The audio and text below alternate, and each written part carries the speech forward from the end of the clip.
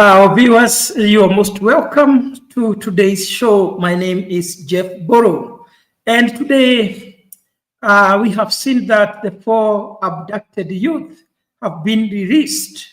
And the big question that we shall be asking ourselves is who released these young men?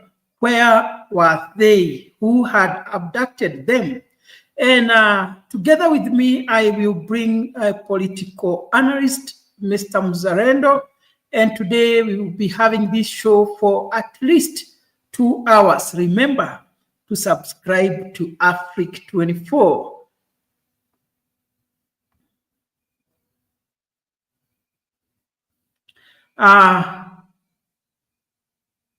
Yes, let's proceed. Mr. Mzalendo, how are you, sir? Thank you, Jeffrey, and nice seeing you this morning. You know, yesterday we left the show, and we were praying that the government releases these young boys and girls who have been abducted. But we thank God that now they have been released, and we hope that the remaining 2 are also going to be united with their families. Having said that, I hope they are in good health, but we still press the government to stop extrajudicial killings and abductions. Yes. Remember, this is the country where we still don't know about the outcome of the Shakahola. We still don't know who has been who was dumping bodies in Kilifi, Shakahola. So there's so many things that have been happening in the Kenyan government, not even Ruto's regime, but previous regimes have been killing innocent people and throwing their bodies in quarries and sometimes in forest as far as Kilifi. Yes. So this is some of the things that when we come out, we discuss them passionately. We want some change in government, and we hope that the change is going to come very soon. Thank you. Yes, Mr. Mzalendo, you know, these 4 men who were released today, they were abducted 2 weeks ago. And for me, because I have been following some of them, I think they were arrested because of criticizing the government and posting pictures of the President, William Ruto, on X that were deemed offensive. And today they were released. And, you know, in Kenya, we have the law.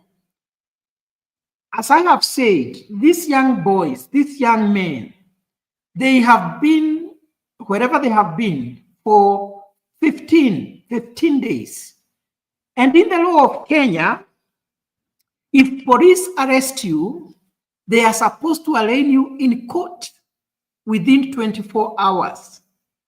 And what we should be asking ourselves, what happens when the police officers decide to violate that provision of law? Because they are supposed to take you to court within 24 hours. In Kenya, sometimes people are arrested, they are put in custody for, like, I don't know whether they were in custody, but other people are even put in jail or in custody for a week, with minors being taken to court without the permission of the court. So Mzalendo, what are you thinking? Whom do you think is the one responsible for the abductions that we are seeing in Kenya, the kidnappings, the killing of our people? What do you think about this? Because yes, they have been released, and it's good that I read the names of these young men who were released today. We have Biri Mwangi, we have Bernard Kivuri, we have Peter Moteti, and we have Loni Kipragat. And yesterday we discussed about this, and even today we had demonstrations. It seems the people who were holding these men succumbed to the pressure of the people. that were demonstrating, and they decided we cannot stomach this anymore. Mr. Muzaredo, maybe there is something you can say, because in Kenya we have the law. Nobody is supposed to kidnap or abduct someone. Actually, the sentence for kidnapping is supposed to be 7 years in jail. And these things will happen as if nothing happened. We have seen that 2 days ago, we lost 2 young men who also had disappeared. What kind of a culture are we having as a country? Mr. Mzarendo. It's a terrible culture. I would not even. I don't know. This is what we call anarchy. There is this is a government that is operating with other forces that are definitely sponsored by the government of the day. Just as I said earlier, let me switch off my phone. It's making some noise here. Yes, Just as I said earlier, these people, they can't know when I'm in the studio. I beg your pardon, yes, guys. our viewers, we are proceeding to discuss about the abduction. We are very lucky as the nation today, because 4 of those men who were abducted were released by their abductors, and they have joined their families. And that is very important. I saw the parents celebrating because they were overwhelmed by joy of seeing their children. And those people who abduct, kidnap, and kill, I can say it's very, very pathetic. It is something that we should not even be having in our country, because that person you kill, when someone's die, he dies forever. He does not come back. But in Kenya, it is very easy, even for the law enforcers, to terminate someone's life. I read somewhere today that even in today's demonstration, there were some shootings. I don't know, I am yet to verify, but I heard that 2 people were shot, but maybe they didn't die. That is the kind of a country we live in, whereby it's very easy even for the police officers to open fire and shoot someone. It is very easy for some criminals to go and hack somebody. I think it's very, very, very unfortunate. Mr. Muzarendo, you were saying something before you were disrupted. You can proceed. Yes, I was saying that in this time and age, we should not have Kenyans going after Kenyans, and especially young people. You know, yes, you can kill Jeffrey Mburu, you can kill Mzalendo, and any other person. These are people who are not armed. We are only armed with words, you know, things that are not even poisonous. These are things that the government should take keenly and address. When we say that abduction is wrong, killing is wrong. Remember, this is the same government that was in the previous government.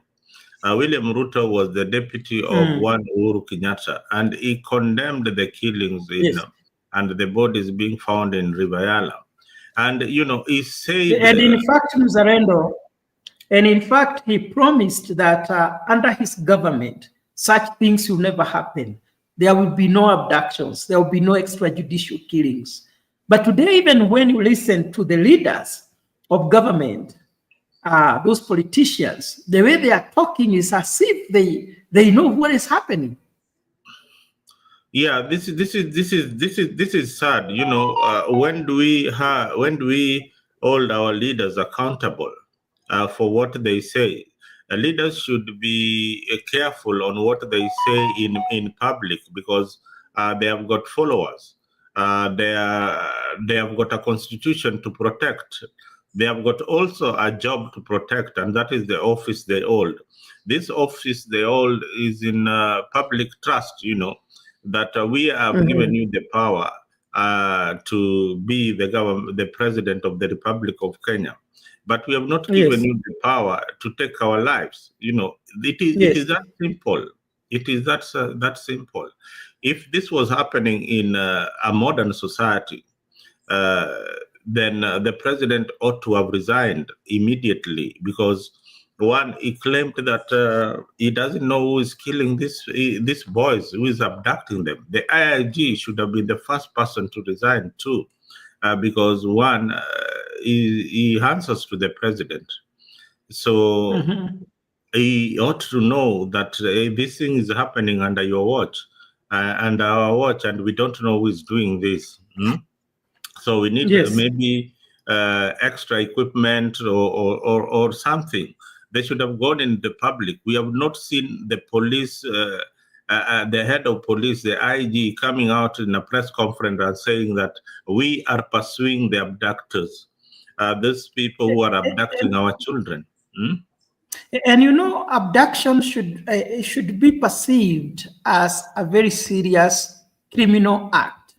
I'm just imagining a situation whereby in America, that one person is missing and cannot be traced, and the government is not aware of who is holding that person.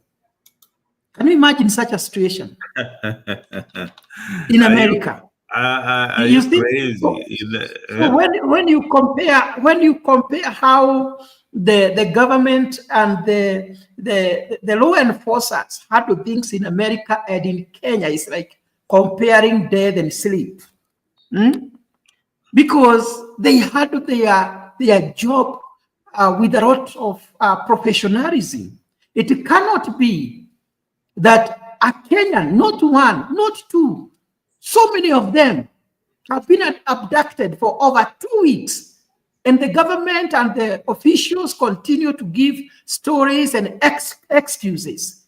And we have not even heard that the abductors have been arrested and arraigned in court.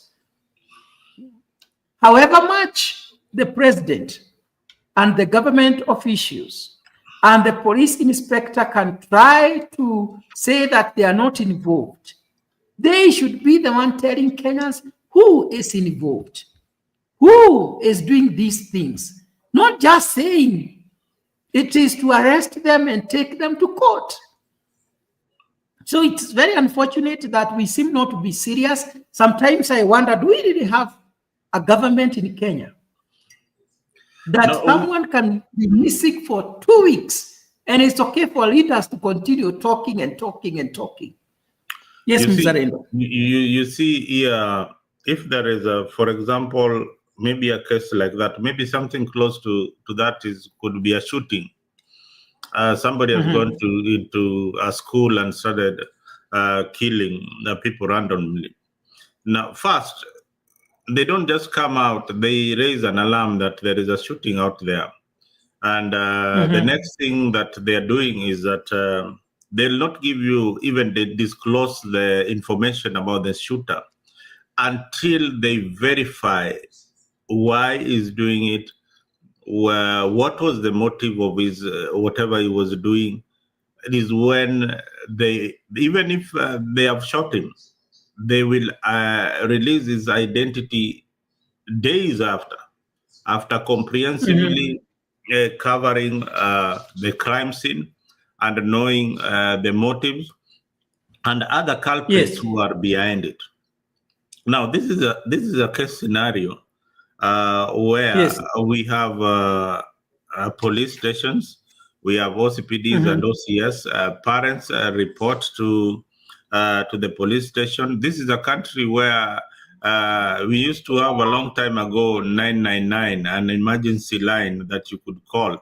They don't even work. They don't even work. So if I call 99. Today, call 999 right now, wherever you are, and see 999, and let's see what happens when you call 999 number that you have an emergency. Please do it, just to demonstrate to you that we don't even have a police force. By the way, let me call to see if someone is going to receive the call. Just call 999 now. It's saying emergency number, and it is disconnecting immediately. Let me call again. Call 999. That is an emergency line by the police. Welcome to the National Police Emergency Helpline. Press 1 to talk to an officer. If the call is not an emergency, please hang up.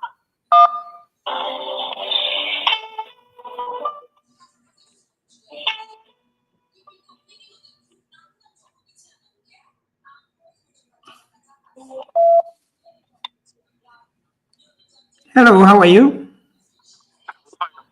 I'm good. I was just calling to see if the number 999 is working. Thank you so much for receiving my call. My name is Jeff. Yes, from Afric 24 TV. I appreciate. Yeah, they have received that. That's a good gesture. The number is working. I wanted to test to see should have gone if further it is, and ask him where can you get some help in case you have an emergency, and you get to hear what they will tell you next. I mean, that's a good gesture from the police, and it is working in your wherever you are, Mr. Jeff. So that is something that is working. So your viewers out there should know that the 999 number is working. In case you spot something, report immediately, you call the number, and the police will come to your aid like yesterday. So yes. Let me welcome Mr. Jeremiah Omondi. Mr. Jeremiah Omondi, today we have good news that 4 out of 6 men who were abducted have been released. And maybe there is, you can give us your introductory statement, and also you can give your advice to these young men, because they were, according to the rumors out there, they were abducted because of criticizing the government of William Ruto and also posting pictures of the president in X. What can you say, Mr. Omondi? Jeff, thank you. Mzalendo. Yes, sir. Good to see you. Even though Oma Bay Fraternity, we are mourning this evening. Yeah. I'm at work, but it's good to see you. Yeah, I saw it on the page, and my condolences to Macarius and Martin. Those are my good friends. Right. Yeah, and I knew the mom personally, so we are all in mourning of the loss of our mother and somebody we knew, and may God rest her soul in eternal peace. Exactly, and it's even sadder, on being that it's on the backdrop of a very good New Year celebration that Martin hosted in Oma Bay. Yeah. And now this follows up immediately after that. Very sad indeed. But that was idea. Yeah. So I think that somebody is listening. Yeah, somebody is listening. Somebody is listening. When we come here, somebody listens. There are so many people who are listening to you, sir. There are so many of them. And that somebody is none other than Ruto. I think that he has listened to the way things were going, and he has seen that if he continued on that trajectory, things are not going to be very good for him in the next few months. Now, it is very, very sad that a lot of leaders had defended this and defended the government and all, and then now all of a sudden these boys are back out. Yes. I'm waiting to hear what their stories will be, and I hope that they have not been compromised mentally to a point where they won't be able to tell us the whole story of where they were, who took them, and what they did to them there. We are yet to see that, but I think that the government had what Kenyans have been complaining about over the last couple of weeks regarding these abductions, but it's just an admission of guilt by letting these people go. So I think that as they were making the decision, they were between a rock and a hard place, because if they killed these boys, it would have been hell to pay. And then releasing them like they have done confirms to people that, yeah, they actually did abduct these boys. So you see how tricky that position was for them. If they were, if the people who abducted these boys were criminals, they would not succumb to demonstrations. That now because people are demonstrating, let us release them. It means it's someone in the government is doing it. So for me, I think that I hope it doesn't continue. That's my prayer. I hope it doesn't continue. Now, what is your advice to those that were released today? What can you tell them? Get them? away from Kenya as fast as you can. Run. Run. Yes. Run. Don't look back. Then once you've gone, yes, let Kenyans know what happened. Yes, that is the best. That is the most justifiable thing they can do. Run and as far away from Kenya as you can. Then bring your story and let Kenyans know what you went through. That will give people more information.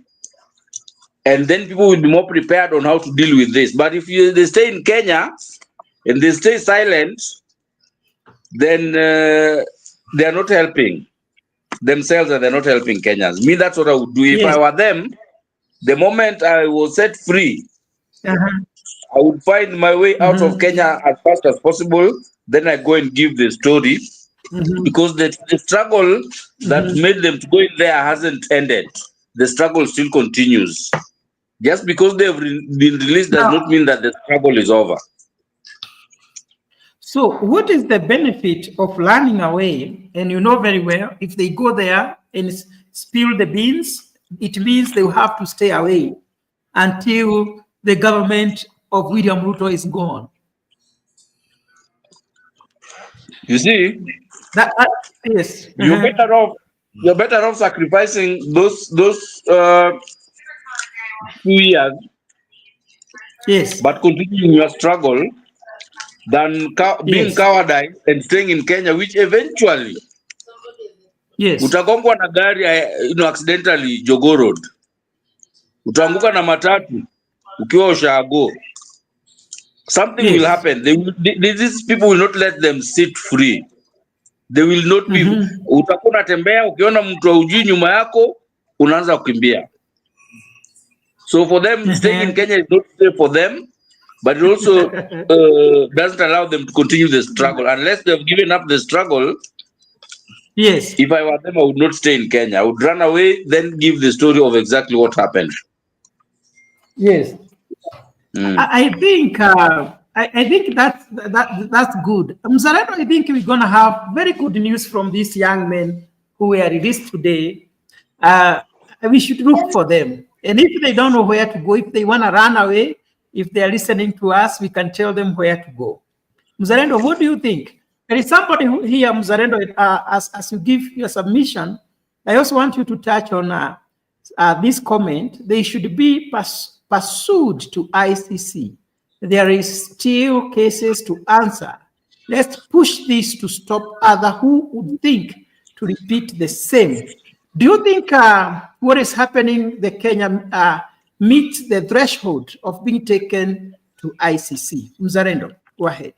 You see, whatever is happening in Kenya has been documented by Kenya National Human Rights Organization.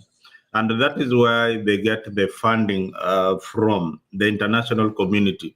The job of the ICC is to check the government, this rogue government and officers who torture, abduct, and kill their own citizens. Because ICC knows very well that the government of the day, in most governments of the day in Africa, sometimes they don't obey the law, the rule of law. So that is why that court was formed. So having said that, you've seen a senior counsel, John Aminwa, already saying that he will present a case before the ICC. Gachagua also said that they are composing a team of lawyers to present a case before the ICC. So sometimes you might be doing this because you are in government, you are in power, but you can imagine once you lose the power, because as I said, and I keep on saying, everything that goes up must always come down. So even Ruto, he can go as high as he wants to be, but one day he will not have that power. He will be a private citizen, and even the people who are following him, they cannot live forever. We have seen in countries where people committed atrocities, they are being jailed after 50 years, 40 years. We are heading in that kind of world where if you killed in a regime like in Moi's regime, and you are still working at large, you are not free. You are not free. Those cases can still be unearthed. They can still be unearthed.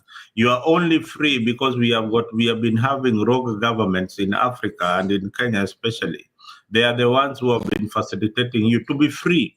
I have seen somebody who was torturing people in the Nyayo chambers. He is free and is protected by the government. So the government protects their own, and even if a regime that comes in protects the atrocities of the other regime. Even if the alternative government came in, they will still protect the other regime and its atrocities. So this is what will come to an end. The new kind of leadership and the crop of parliamentarians that we will get are not psychopaths. You don't expect Jeremy Omondi, Mheshimiwa in parliament to be bootlicking a political leader. No, this is somebody who will be talking to represent his constituency and speaking his mind. So we have got those kind of people. But these leaders who are drunk in power and drunk in the money that they are looting in the name of CDF, and they feel entitled to your own life. It is like they are even closer to God than God himself. You know, Zarendo, we have created a nation of fear where everyone is fearing someone. If it is the government, like now the government, Ruto is afraid of Gachagua. Gachagua is afraid of Ruto.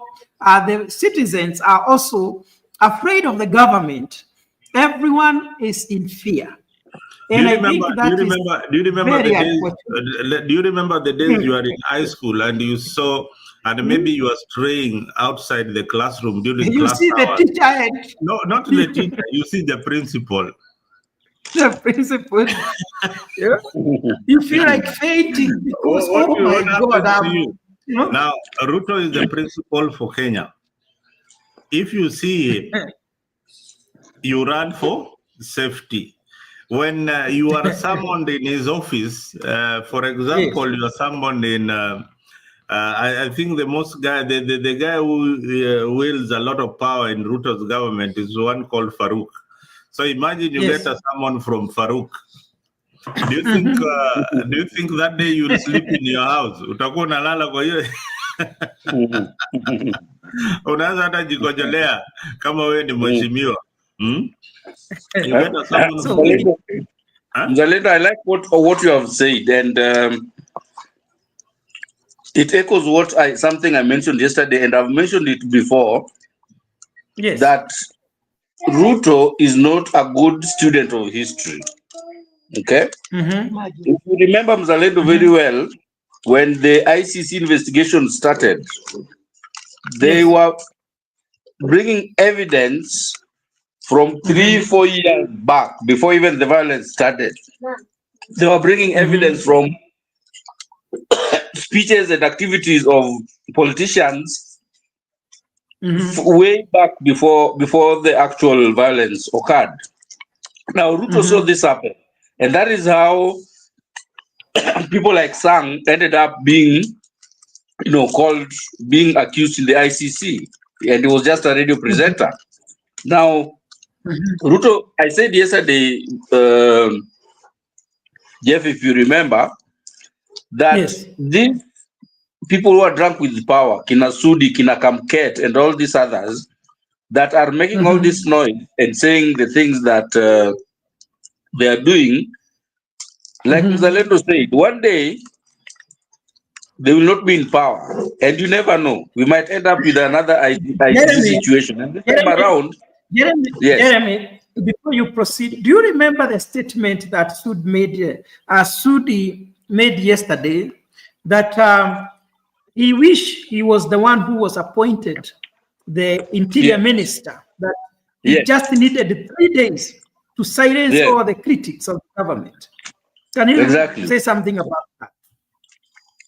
Yeah, so that's what I'm saying. Those are evidences that would be used against this president. Now, the reason I'm saying the president is not a good student of history is that he knows how evidences that were used against him and Uhuru or ICC were acquired, how far back it went. 1. 2, he should be able to tell his people that, because he's gone through the process, he should tell his people that you need to watch your mouth, because if things get bad, all of this will be used against you one day as evidence. He should tame his people, but he seems to be unable to do that. Wow. So, I want us to take a break for a minute, then we come back.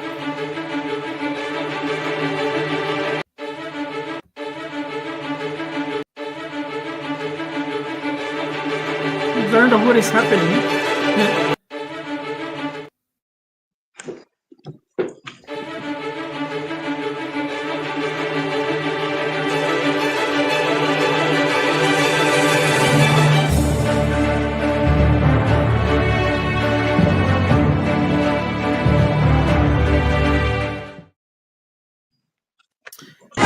Kama wewe unaongea, wewe utasema neno, tumekuweka mark, tunakujua na hatutasahau.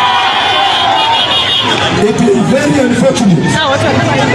Mimi nilisema hata kama niko mmoja wa serikali, hata kama mimi ni mmoja wa wale walichaguliwa pamoja na serikali, sitanyamaza kama mmoja atapatikana. Wengine wakasema ati wako ndani ya serikali hawezi ongea.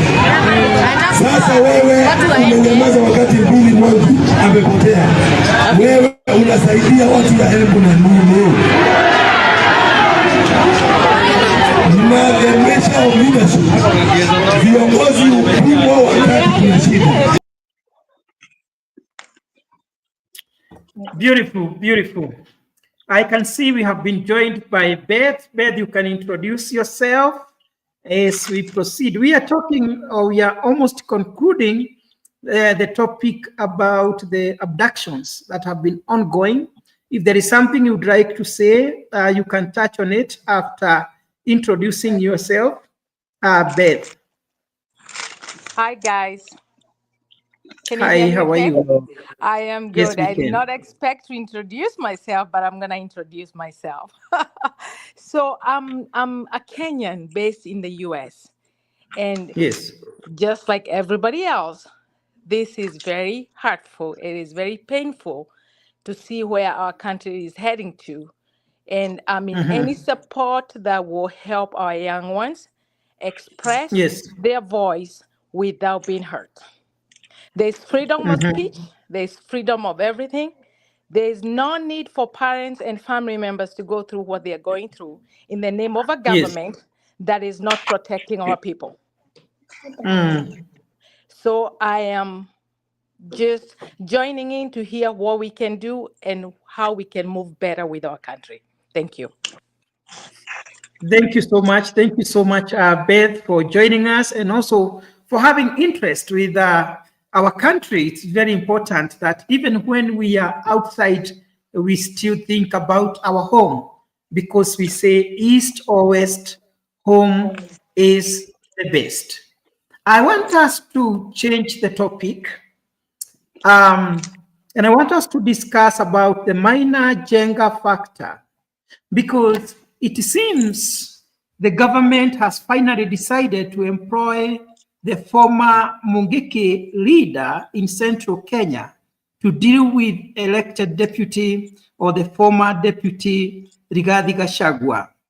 And I would like us to discuss more on that, because though Maina Jenga is referred to as the former Mungiki leader, it is true that the people who were following him then still follow him today. And they do whatever he can tell them to do. Is it that the government is afraid of Gachagua, that they had to look for a gun leader to go and silence him, or to go and stop the popularity that he is gaining in central Kenya? Let us discuss that. We all remember what happened in central Kenya during the time of Maina Jenga as an active member of Mungiki. People were being beheaded, women were being circumcised, they were charging tariffs just like the government on the stages. So many bad things. They were charging people money for security, and so they were like a government, a parallel government.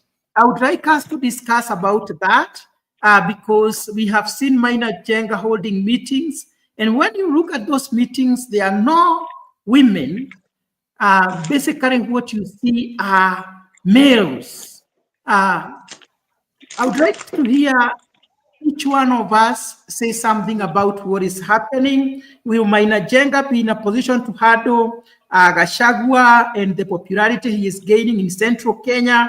I want to start with Muzarendo, then Jeremy and Beth.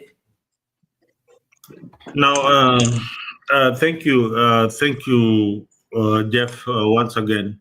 Now, and Happy New Year, Beth. Nice to see you jump into the forum. Now, the issue of Maina Jenga and the Mungiki and the few people that are now being recruited by Ruto's regime is simple. It is a divide and rule tactics. What Ruto needs from Central is only 1 million votes, and is so he's working very, very hard to ensure that he divides the Central vote. DJ who has just come in, please make sure when you're coming into the studio, your mic and camera is on. When you come with your mic and camera not included, it will not allow you into the studio. Now, I was talking about Maina Jenga. Maina Jenga's entry into politics. You know, he has been there before. Maina Jenga is a currency that is losing value. One Maina Jenga tried to be the MP in Laikipia. Maina Jenga tried to be a senator in Laikipia, and he failed. This is somebody, and that is his backyard. This is somebody who has got no following in his own backyard. So how do we expect him to be the guy who is going to dislodge one called Gachagua? I don't support Gachagua personally, because I believe that Gachagua is one of the most tribalist leaders in living in our time, and sometimes when he was kicked out of government, right now he's speaking a bit of sense, and that makes me like some of his statements that he's making. So long as we have got people out there who are fighting this regime that is abducting our children, then I'm okay with it. So the entry of Maina Jenga into politics is something that, okay, Beth, you're saying something. I am not, okay. No. We are not telling you to turn on the camera. No, we are just telling the people who you did the right thing, Beth. The people who want to come in, you don't have to turn your cameras on. You don't have to turn your cameras on if you don't wish to. But to get into the studio, you have to enable your camera. So that is why sometimes I've seen somebody who is jumping in and they're not able to get into the studio because, one, they didn't enable the mic and their microphone, the cameras when they were jumping into the studio. So they opt to get out. So try, like the guy I saw coming in, please try again and come into the studio. So Mburu, I hope you are listening to the background. I said Maina Njenga is a currency that has lost value. One, this is somebody who tried to be the MP in Laikipia. He failed. He tried to be a senator. He failed. Although he has got some backing from his sect, he's a former sect Mungiki leader. So he has a backing from that sect that will definitely support his ambition. But by and large, these are people who are trying to cause atrocities in atrocities and anger in Central Province. William Ruto's government is trying very hard to divide the country into units. In Mount Kenya, he will have his wing that supports him, that is fighting Gachagua. In Rift Valley, when he sees that the Rift Valley wing is not supporting him, he'll have an alternative of that kind of government, of those kind of people supporting him. So this is what Moi used to use during his time, a divide and rule tactics. It succeeded for 24 years. They keep on telling you that we did this for 24 years. It worked for us. But we have young people coming in into politics, people who are tribalists, people who don't care about, who we are putting in power, so long as they have good policies that will guide the country to the next level.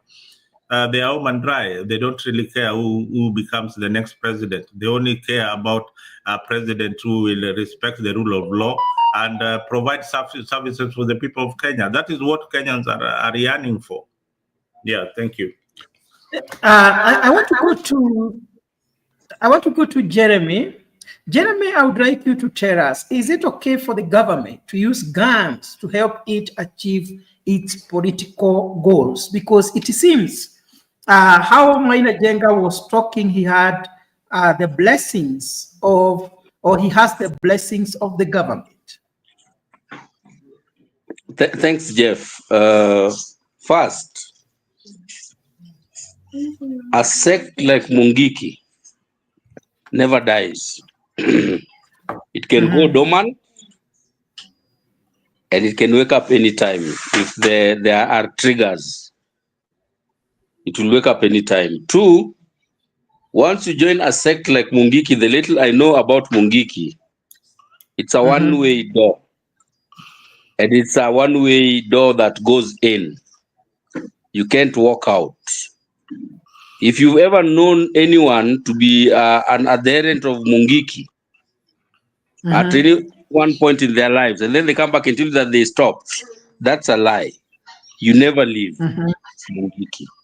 So one thing is clear, that Mungiki is still alive, and their leader, Maina Njenga, is still their leader. Now, the government is not using Mungiki because they like it. But they knew that if they did not go for Mungiki, Gachagua was going for them. So the government just decided to beat Gachagua to his game. If the government hadn't gone in and brought Mainda Njenga to wake up his group, Gachagua was going to find a way to wake the group. Or remember that at the time, when Mainda Njenga's wife died, there was a faction. There was a splinter group that was already forming. So the government knew that Gachagua was going to go and reawaken Mungiki to destabilize the government for the next 3 years and use them to terrorize people and beat people into submission to vote for him at some point. Yeah. So the government just beat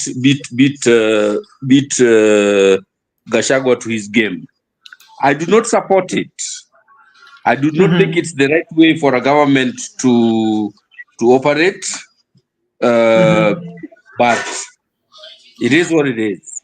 There is nothing we can do now, and the only thing that can change that is if, for some reason, the government has a fallout with Mainda Njenga, which is very, very possible, because Mainda Njenga and the way sects operate is they thrive on things like blackmail, right? They thrive on things like terror. They thrive on things like violence and associated activities. If Mainda Njenga, right, keeps his group together, he can use that to blackmail the government. And if the government refuses to play ball, he can tell them, fine, you guys do your thing, I'm going with my group, and he goes to Gachagua. And one thing we know, Jeff, nyinyi watu wa Murima, mkianza kusema watu wa nyumba, game shot, whatever the discussion is, game shot, you will all go in that direction. Yeah. So if the point is that if Mainda Njenga plays ball with the government, they have neutralized that opportunity for Gachagua. If he falls out with the government, it will open up the opportunity for Gachagua to tap into that. And at the end of the day, apart from controlling that sect, it comes down to the numbers. Like Mzalendo said, Ruto only wants 1 million votes from Central Kenya. We know, it's public knowledge, that Mungiki has a membership upwards of 1 million, almost 2 million people. I might be wrong, but I know that if I'm wrong, my numbers are lower. Their numbers are probably higher. So that's where the game is going to be. Control that, subdue the people. Let's shut that opportunity, that possibility for Gachagua, and then tap into the numbers that they bring. So, Mzalendo, do you think Mainda Njenga and the team will be in a position to control Gachagua? Gachagua has been very vocal and a serious critic of the government of William Ruto. And he has rose into popularity from the time he was being impeached until now. Do you think Mainda Njenga is the medicine to Gachagua? I think it's a preventive measure, but it's not a cure. Yeah. It is a preventive measure for Gachagua rising, but it is not a cure to the disease. It only you said it. I forgot. Mzalendo, I forgot that. I also wanted to mention that, and I agree with you totally. Not that Mainda Njenga is a cure to not a preventive, not a cure for Gachagua, but a preventive measure. Yeah, I agree with you on that, Mzalendo. Continue. Yeah, it is only a preventive measure, and that is why it's being used, and he knows it. He knows it. Has he been paid for it? Yes, he's been paid for it. It doesn't come for free. Mobilizing these youths, it's a lot of money. Politics of mobilization comes with the money involved. And what will this youth be fighting for? If you ask yourself, why will they be fighting to protect Ruto's government, or what will they really be fighting for? What is there to be fought for by these Mungiki followers in Mainanjenga? Let's say Mungiki is not there right now. Let's say Mainanjenga's followers, these sect followers of Mainanjenga, what will they be really fighting for? What will they be really fighting for the province? Mainanjenga, Mzalendo has always made sure that his group remains intact because he has been doing business with this group. When they wanted Raila Odinga to penetrate Mount Kenya, they brought in Mainanjenga into Azimio, and he was campaigning for the Azimio. He doesn't do it for free. Right now, they don't know what to do with the Central Kenya. It has become defiant against the government. They have brought in Mainanjenga, and I know he's not doing it for free. So I think he's in a very serious business. And the most unfortunate bit is that he uses these young men, and they still remain poor. It doesn't help them. So for me, I think it is totally wrong to continue embracing Mainanjenga, even after knowing the atrocities this guy has caused to the nation. So many people have lost their lives because of Mainanjenga.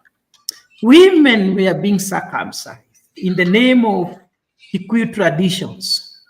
Many people who refused to pay their tariffs were killed. It was a reign of terror. So when I see those who are supporting the government celebrating Mainanjenga, I feel so bad. What the government should be doing, some of these people were supposed to be investigated and put behind bar because they're criminals. We don't want criminals in Kenya. We have the government. If there is something to be done, the government should do it and do it within the law. That is how I think should be. You said that generally why Mainanjenga is able to make sure that his groups remains intact is because he gives them promises. He ensures that they are comfortable within their poor status. That is how you buy loyalty among the poor people who follow you. You ensure that they remain in that status and dependent on you. And then you tell them, you are in this particular situation because of Jeffrey Mburu and Jeremy Omoni. So those are our enemies right now. We are in this particular situation because Mr. Gachagua is blocking us from being in government. Yes. You understand?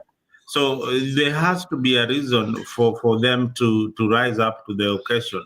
So I am just trying to figure out what kind of messaging that Mainanjenga will tell these young people this time round, that initially they were in Uhuru Kenyatta's camp and opposing the same William Ruto, and now they are back on William Ruto's camp.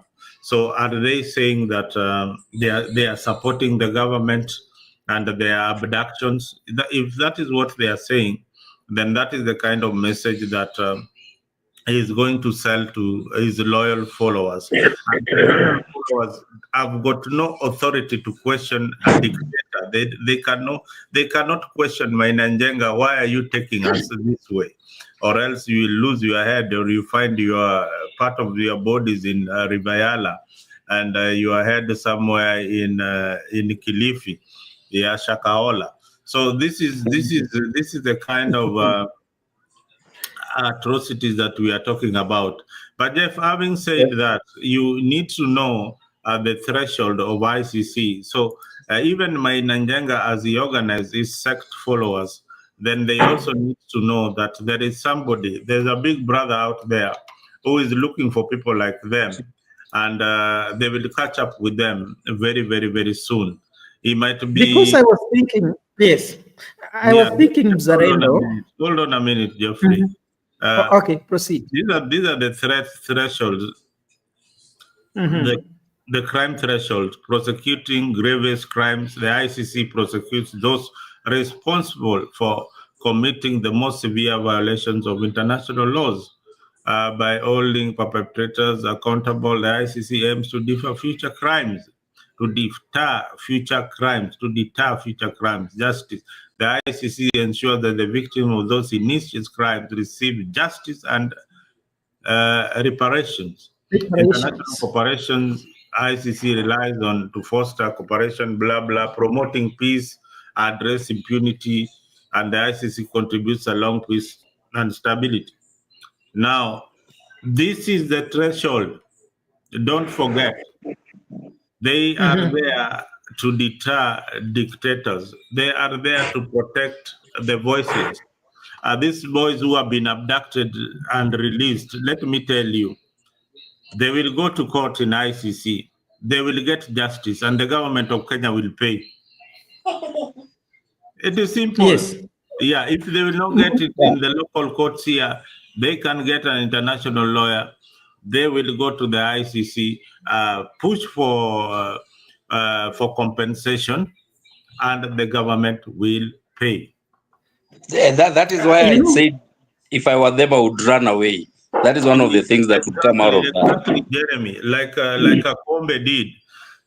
Because they are not these governments, they don't care about kesho watakukata na kuwakuhu, and then they still walk if those boys continue staying in Kenya, trust me, they will not last a month. Trust me. What if they stay in Kenya and they change the way they were doing their criticism to the government? No, they can change the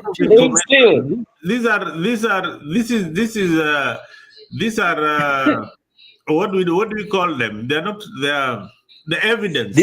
These guys are exactly what I was about to say. These guys are evidence. These guys are evidence of the so the government is getting rid of them as getting rid of evidence. These are witnesses. But Jeff, let me tell you something. Yes, that they will live long. I can tell you no. Jeremy, you were saying something. Yes, you know, Mungiki is a criminal outfit.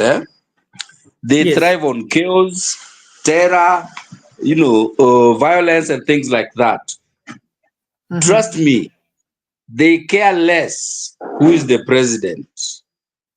The only thing they care about is whatever government of the day allows them to run amok and to carry out their crimes. Now, let me give you an example. You know, when Mungiki was at the height of its operations, yes, in Nairobi, you could not buy a matatu and put on the road just like that, and you would pay daily. Now, this money, just let me give this. And all the money that they were collecting was going all the way up to Mainanjenga.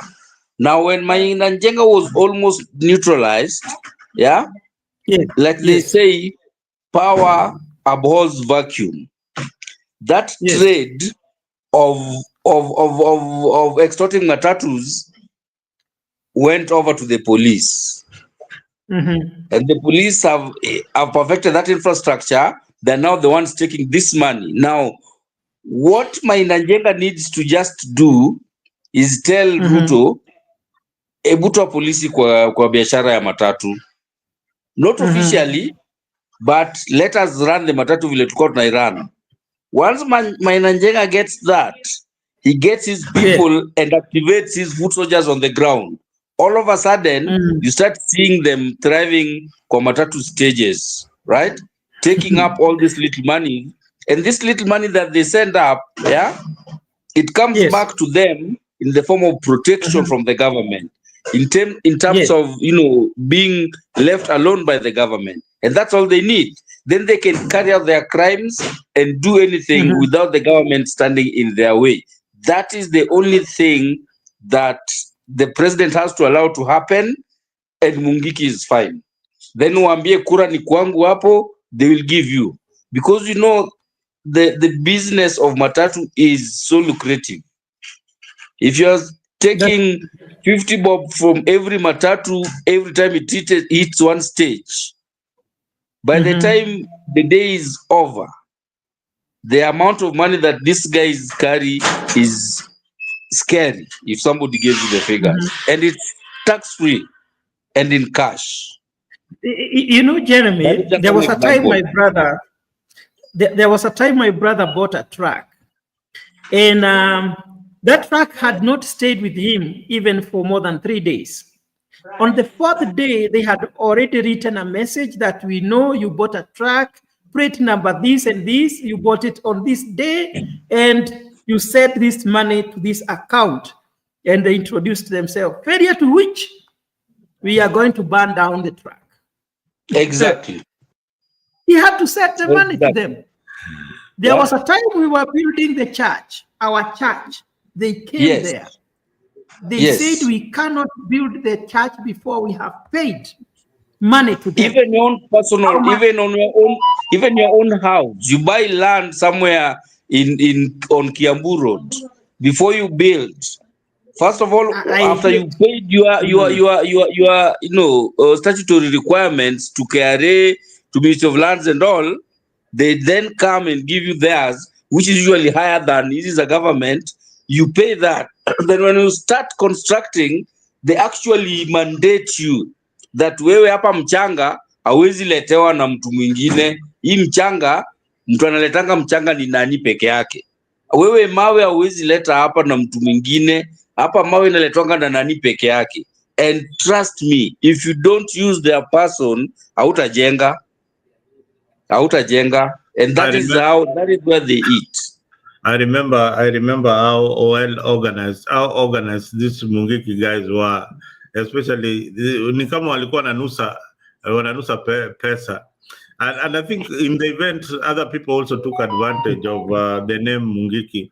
If you are seen with a wheelbarrow full of sand, that is yoni pesa. They had got the amount that they charge for each and every truckload. A wheelbarrow ya mchanga unachajiwa, kama ni pikipiki unachajiwa. This reminds me of sometimes in 1990, I think in 98 or 99, I was building a kiosk. Nilikuwa nataka kufanya biashara ya kiosk.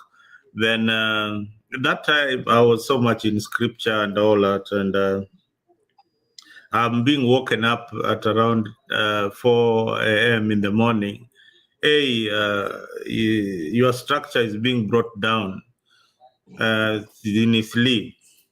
Then I'm like, what do they want? I have got all the documents and all that. Ati utoe shilingi 1,000 ndio uweze kuendelea na biashara. Then I told my wife, let them just bring it down. I'm not bribing anyone. Let him bring it down. But I'm saying that maybe if I had a mentality like, I should have just paid them 1,000 and I would be in business. Today, maybe I would be a very rich man somewhere in Kenya with very many hotels then, but that didn't happen. But you see, sometimes it is integrity, what you believe in and what you can stand for is what stands out. So after that incident, I think I've looked at things differently. Maybe if the clock was revised, I would have understood better that the system of Kenya works in corruption. If you want to make it in Kenya, you have to be corrupt, to make it. Fake it until you die. Until you make it. Yes. Having said that, Mzalendo, before we shift from that topic of the violence, of the gangs, of the abductions, let us hear what Morara Kebaso had to say about the abductions and the release of the abductees. We can have that video squad at this or an time. abduction squad is not waiting for you outside a place of worship. Here at Kikuyu Central, people have worshipped for ages and ages peacefully. Personally, I've been to this church. I love the preaching and the music, and nobody has ever been abducted from church by anyone whosoever, not even criminals. We are worried by the denial by the police that they did not know and still do not know who has been abducting these people. As you are aware, we pay these people with our taxes. This is our money that they spend. This is our money which is used to buy uniforms, which is used to buy equipment, which is used to buy guns. And the purpose of this equipment and personnel is to protect Kenyans.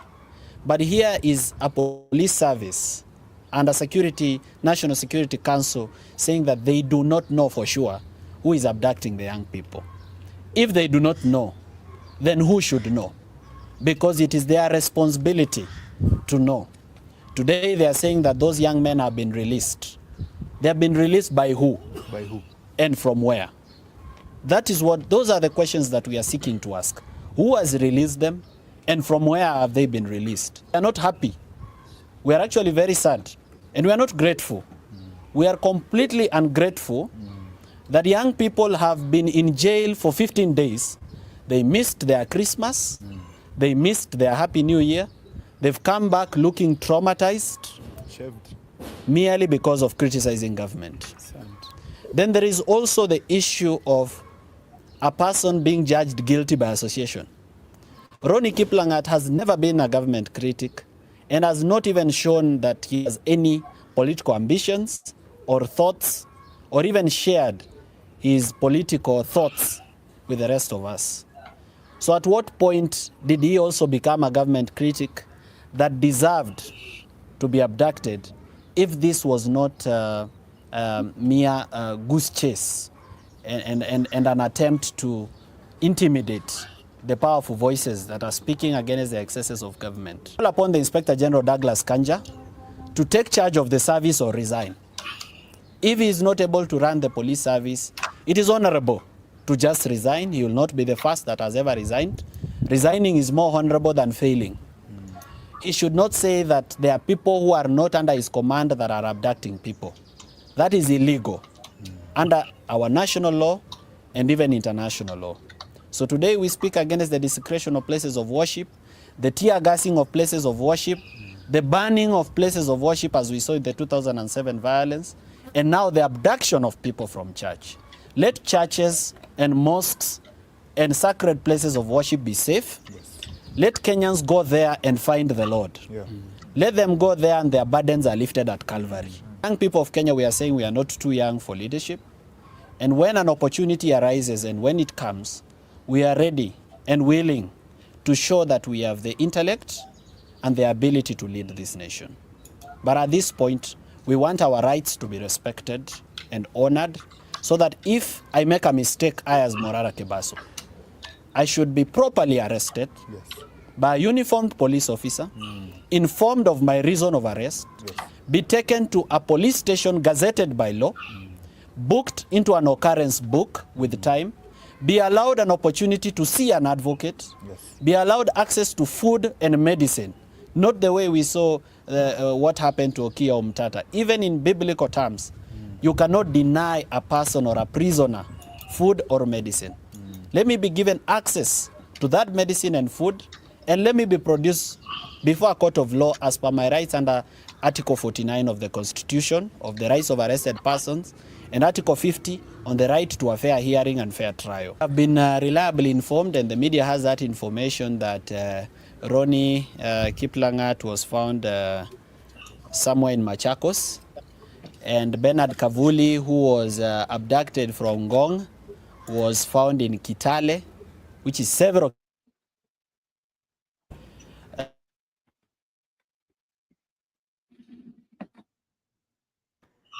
in I think it's Nairobi CBD. This is beautiful, sad. beautiful. This is sad because leo ni mimi, submission kesho ni wewe. of Morara. In Mzalendo, I have come to like the ability of this young man to articulate his issues. Could this be the savior of Kenya? What do you think, Jeremiah? because in the big question we were asking ourselves, who will save Kenyans from the kidnappers, abductors, and killers? No, Is this our future president?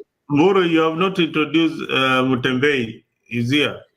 Oh, I had not noticed Mutembei is here. Let Welcome, him sir. let him greet people and tell us, you can say Mutembei hi.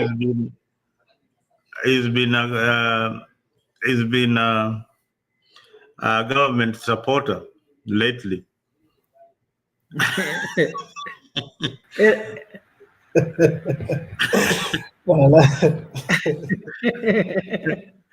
Yes, sir. You're most welcome. I know he's going to run away very, very fast. We want to have you on the show, and people have been saying that, oh, Mtembei hapatikani. Karibu Afrika. Kitu tunafanya sasa ni kusupport serikali bana. Tusalimie mwaka mpya bwana. Mnasema vijana wameamka. Vijana gani? These are just guys wametokea tu, their aim is just to make quick money. Wakidanganya wanataka kufaitia Kenya. We have seen the likes of Marara vile anafanya. And you guys are there mkimsupport tu. Sijui huwa mnaangalia nini? Yani it takes a lot of time for you guys kuwa na akon yule mimi mwenyewe namuona hata within few seconds. So mnafahamu up game. Marara, you cannot save anyone. It's the same case na this guy mnasema mnabductiwa. You guys, mbona nikuuliza wewe ukiabductiwa saa hii umalize sijui 2 weeks. Then uende ureleasiwe sijui somewhere in a perceived forest. You just look at a place where watu wako ndio unaenda kuimba disco matanga, or you call your home, you call the people in media kuambia at least nimeachiliwa niko hapa. What do you do first? Bana, wacheni kubeba wa Kenya wajinga. Yeah, those are your views. Those are your views. Have you ever had weird thinking? Ushaona watu weird, people who are from another planet. Ni kama zile vitu zinaanguka kutoka kwa sky, zinakuja tu zinaanguka earth, watu wanashindwa hii ni nini ilianguka, a non object. This guy has just fallen. Beautiful. Mzalendo akafika Kenya, akaja mtu anakuambia ushaona watu kama hawa. Mzalendo, a minute, Mzalendo. Our viewers, thank you very much for being together with us. This is Africa 24. Please remember to subscribe to Africa 24 and Mutembei TV.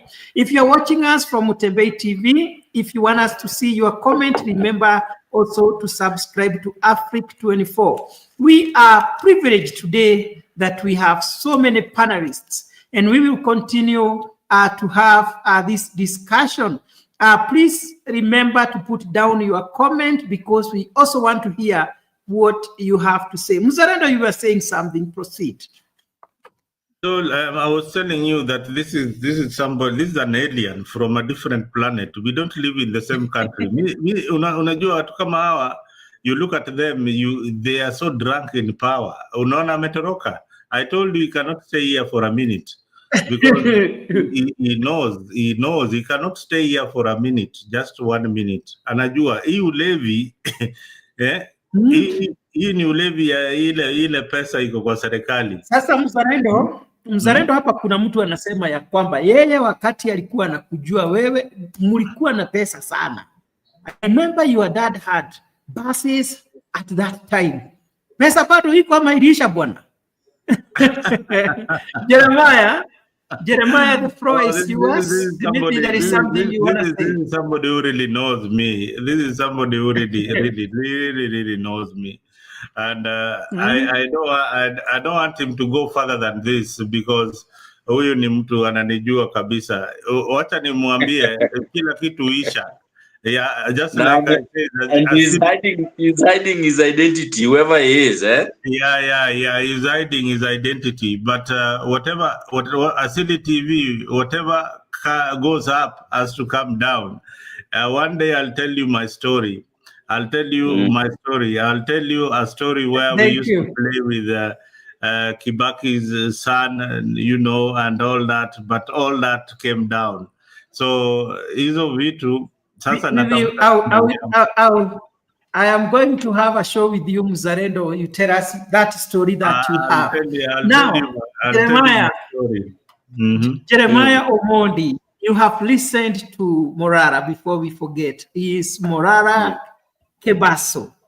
Is this the future of Kenya? What can you say about this young man? I've been listening to him. Sometimes I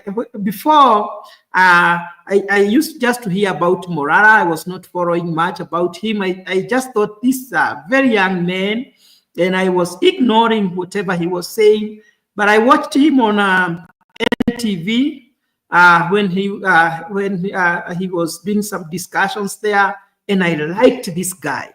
I have also listened to today's submission that he was making. This guy is able to articulate whatever he has in mind. And I think apart from criticizing him and saying how young he is, we should encourage him to continue talking because he is saying exactly what is paining the people of Kenya. What do you have to say, Jeremiah? Jeff, there is something that I think very few people are aware of. Yes. This Gen Z, by whatever name you want to call them, they have an Achilles heel. They have a double sword of sorts. The fact that they don't have a leader that somebody can point a finger at and say, this is the leader of this group, worked for them on the first demonstration and the second. By the third, that lack of a leader is the weak point that the government penetrated to use to penetrate them and to have them implode. At the same time, not having a leader works for them because the government doesn't know who to touch if they really want to address the issues. They don't know who is the person who need to be going after to this, and that's why they are just abducting people left and right. Now, if these people can come together with one voice and have a common strategy of doing whatever it is they want to do, whether it's Ruto Tosha, or they want to bring in new people, whatever the case it may be, they can do something. But at the same time, if they come together like that, then the government knows who is it that they need to touch. Let me ask you a question, Mzalendo. Yes. Right after the Gen Z demonstrations, do you remember that Kasmuel was never arrested even once? He was arrested at towards the very end of it. And when he was taken in, he came back after I think 2-3 days. He was never the same again. Have you seen him speaking again? Do you see the types of company he keeps? All of a sudden he's in church welcoming Ruto. All of a sudden he's meeting with Raila and their buddy and all of that. What does that tell you? This Kebaso himself, do you remember before he was arrested? Do you know what he was doing? He was going around the country exposing real-time, practically, projects that were stolen from, projects that were conduit for corruption. When he was arrested, and he was in for a couple of days, when he came back, you remember the first thing he did? He took a sabbatical. He said he's going to sit back and strategize, okay, and come back. When he came back, You see, his strategy has changed. He's no longer doing that. He's no longer going across the country and exposing these, white elephant projects across the country. But he's still speaking out, but at some sort of a comfort or secured zone. The point I'm trying to make is that these Gen Zs, if they come together, they can achieve much. But at the same time, if they come together, they will give the government the head of the snake that the government will go for to kill the snake. So what do? That's a question I pose to you guys. So Mzalendo, maybe you are aware, what is the age for one to become the president of Kenya? This is something that we have debated. In fact, I'm lost. I needed a lawyer to tell me, because if you look at the constitution of Kenya, it is not clear. Initially, it was 35 years that somebody ought to be, at least 35 years to be eligible to be the president of Kenya. But in the tail end, then there was an age cap that was supposed to knock Raila Odinga out. That was eliminated in parliament. So it does not have a limit of age at the end of it. But in the beginning, it was at least you have to be 35 years. Now, that one, again, is no longer, it's not clear in the constitution of Kenya, unless I'm reading a different constitution. Somebody out there can clarify what is the age limit of our president to be eligible to be president. I think it's 18. As long as you are eligible, it's not even the age. It's more all the other factors. That you are a registered voter, you are a Kenyan citizen, right? And all of those criminal background and things like that. I think that the minimum age is 18. From 18, if you can vote, you can vie for presidency. So who is going I want to hear from the comment section. If you are there and you know the age limit for someone to become the president of Kenya, please put it down there. We want to see in the comment section. I am imagining a situation where we are having an 18-year-old boy as our president. Very possible. It is very, unless he's a military guy, but politically, I think they are very mature. So what knocks people out are all these other requirements. You have to have, a political party that has a minimum number of people. You have to have been a member of that party for X number of years. You have to have been, that party has to have at least XY number of, members from XY number of counties and XY number of, constituencies across the country. That's what makes it hard. But in terms of age limit, I think if you are eligible voter in Kenya, you are eligible to run for presidency. Just like any other.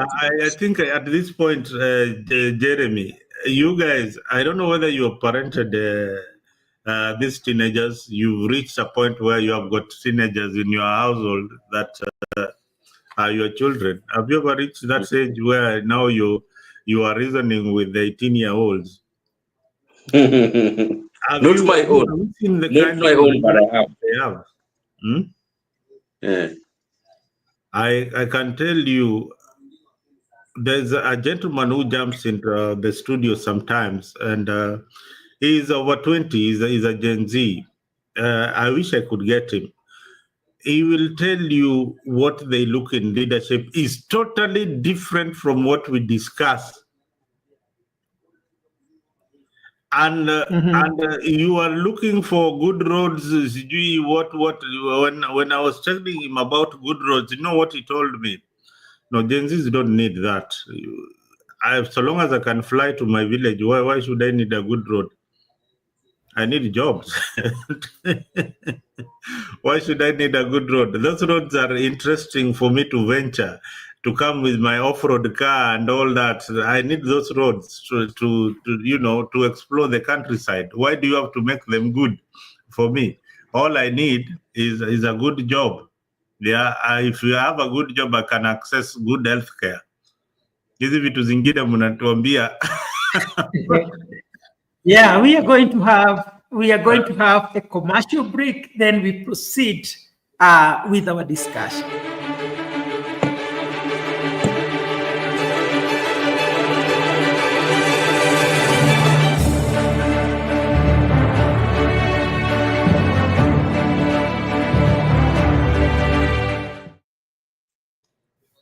Yes, Jeremiah, Mzalendo, and our viewers, welcome back.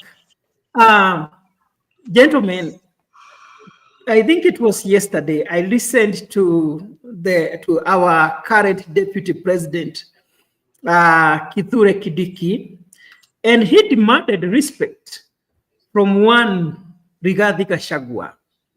Though he didn't mention his name, there is clear indication that he was talking about him. And he said that though he doesn't have the sound, maybe he meant his small voice. You know, Kindiki talks like me with a soprano. That does not mean that he's a coward. And he wanted that if Gachagua continues the way he is going, doing what he is doing, he wants him that atapata chamtema kuni. Maybe I want us to break down and do the brainstorming and think, what is Kindiki likely to do to Gachagua? What did he try to say? Is now Kindiki going to handle Gachagua in Mount Kenya? What are we expecting to see after the threat and the warning that he gave to those that have been criticizing and fighting him so hard in central Kenya? Jeremiah, proceed.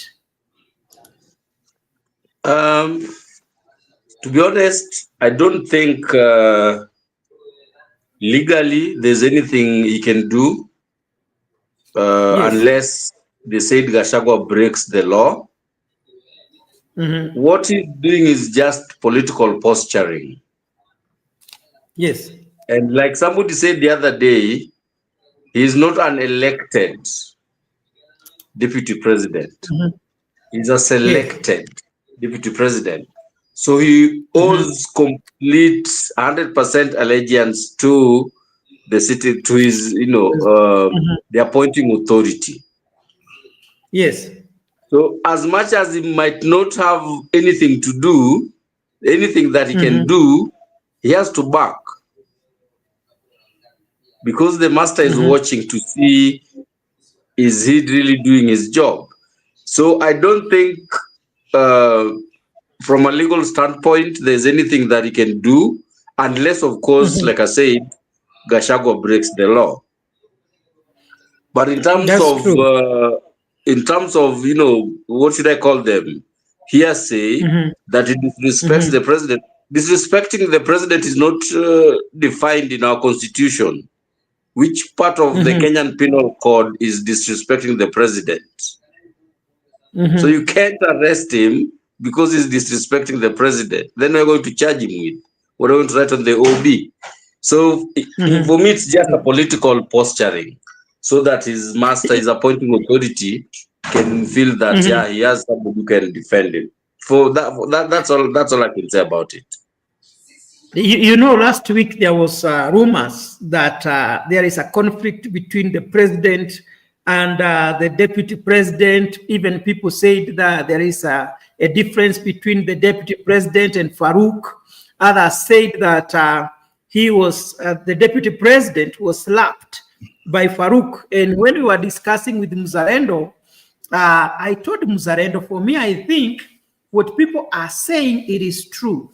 They're trying to tell the deputy president, you have been so silent. We gave you the job, and you must show that you are able to control Mount Kenya. You are not doing what we were expecting you to do. because even when Gachagua went to NTV, and not Gachagua, but Kidiki went to NTV, he refrained totally, touching on Gachagua, which to me it was wisdom. But to other people, maybe they felt he is supposed to be confrontational. And that is why maybe there was that difference. And I told Muzalendo, very soon you will see Kidiki coming out now as a man to try now to handle the horns of Gachagua. Muzalendo, what do you have to say about the statement of Kidiki that the deputy president must change and he must respect failure to which he will ataona Chemchema Kuni. You know, I don't know whether you people like watching cartoons. There is, or read comic books. I do a lot of that. There is a comic book or a cartoon called Johnny Bravo. So Johnny Bravo, you know Johnny Bravo. I know Jeremy, you know Johnny Bravo. Johnny Bravo is this young man. You know, he's not even here. He's young, who is very masculine, and he likes showing off. You know, his muscles, girls, although no ladies approach him each and every time. So Kindiki is that kind of person. Is what he's doing is pulling a Johnny Bravo stand that, you know, I am here, I have arrived, I am strong, you know, I am strong. Yes. And you can't beat me, I will beat you. You don't know what I hold, you know, that kind of thing. But does Kindiki have a constituency that backs him fully? I doubt, because I don't think he has. He's just been a senator, so he's also relying on his tribal base, just like Gachagua, where you see Kindiki making a lot of errands. He's in his tribe, Meru. He's running around the Meru area. So when Ruto realized that this is a weakling in my side that I've given a position, what did he do? He reinforced his support by ensuring that he has Mainanjenga to back him up. He has Mwangi Iria to back him up. He has got Ichungwas and Kabogo, Ichungwa, Mutahi Kagwe to back him up, because he's a weak leader. He's a weak leader, and you know, he is posturing. That is what is called posturing. Yeah, I agree. And his position, him getting to that position, was not because he was bringing anything on the table, but it was to pacify the Murima. That's all. So it's a problem that the president will have to deal with. He knows that he has a weakling as his sidekick, and he'll have to deal with it for a while. And I don't know whether we have that video, because at the same time there was something very important that he said. The culture of shouting down the leaders when they are talking, he said that should end. It does not show civilization. People should let people visit leaders, go wherever they want to go, whether they want to come to Central, let them come. And I thought that was a very good statement. We should have some decorum. We should control ourselves. Even if we are angry, we should not show our anger. We should have emotional intelligence. I don't know if we have that statement from Kidiki when he was talking and when he was giving his warnings and all that. We will check. We will check that. My opinion is that statement is not a political, statement. If you ask me, yeah, because guess what? We have decorum in Kenya, yeah, and people can go anywhere you want. But if you are a smart politician, you would know where to go. You don't, have you ever seen your neighbor's dog coming to bark at you in your house? You know what is happening, Jeremiah? Today, Yeah.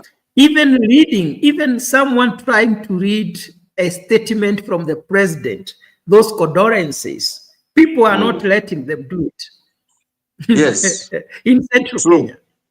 But what if the president were to go there to do that on his own? He'll face the same. Are you He'll be sure? jeered. Yes. People will not listen to him right now. That is why even himself, he has refrained from going to occasions in central Kenya from the time he impeached Gachagua.